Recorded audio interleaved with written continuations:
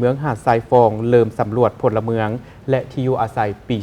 2025 โดยมาฮอดปัจจุบันแม่นสำเร็จการแต้มแผนที่จุดที่ตั้งของอาคารด้วยระบบ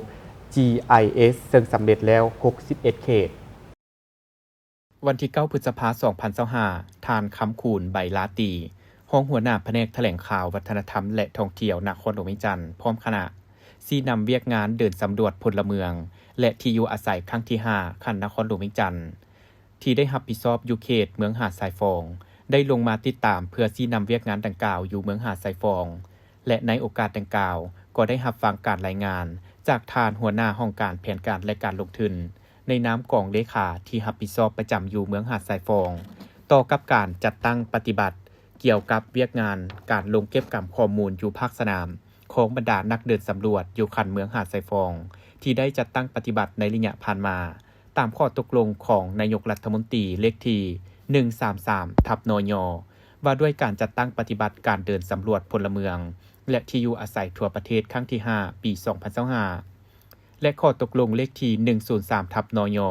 ว่าด้วยการแต่งตั้งคณะซี้นำระดับชาติและหัวหน้าคณะซี้นำคันแขวงในการติดตามสุกยู่แผนการจัดตั้งปฏิบัติเวียกงานการเก็บกำข้อมูลข่าวสารภูมิศาสตร์ GIS เพื่อสร้างแผนที่เขตสำรวจให้กับการสำรวจพลเมืองและที่อยู่อาศัยพร้อมนี้ก็ยังได้ให้ฮู้ต่อกับการเก็บกำข้อมูลทางด้านข่าวสารภูมิศาสตร์ GIS เพื่อสร้างแผนที่สำรวจพลเมืองและที่อยู่อาศัยอยู่เมืองหาดทรายฟอง